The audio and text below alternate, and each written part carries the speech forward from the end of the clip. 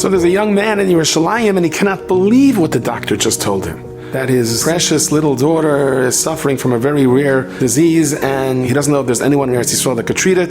Going to America would just be off the charts in terms of how much it would cost, insurance and arranging everything, and all the Askanim got involved. And there's one doctor in America, one doctor, a front doctor, who could perhaps have a solution, but to get through to him is almost impossible, and he's dealing with all the Askanim, and just their lives fell apart. And one day he's sitting in his apartment in Yerushalayim, and the phone rings, and it's one of the Askanim, and he says, listen, you're in Yerushalayim now? That doctor is in Eretz Yisrael, and he's in my office in Bnei Brak. He's going to be here for another hour. Can you get here in 45 minutes? He says, it's impossible. He says, get here! He grabs his daughter, runs out, and flags down a cab. Flags down a cab as in standing in the middle of Rehov Bar Ilan, and everything screeches to a stop. And he gets in, and he tells the driver, I have to get to Bnei Brak in 40 minutes. And the driver says, Efshar, Efshar, Efshar. He says, I'll give you 500 shekel. And the driver says, Efshar, Efshar, Efshar.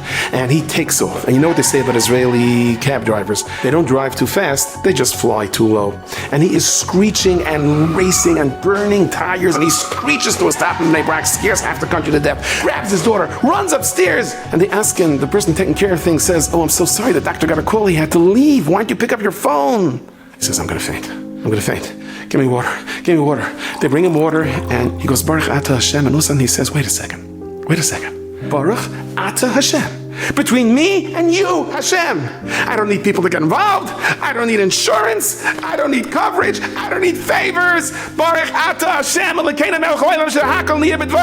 is in your hand. You heal my daughter. By the time he opens up his eyes, there are solo people standing all around him. Are you okay?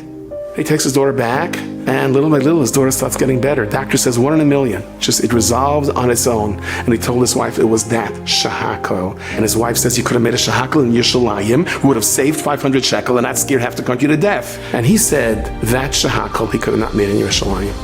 There's going to be one Nisayon in your life, and it's going to come at the most vulnerable moment of your life, where the Yetzer Hara says you're doomed anyway. You may as well engage.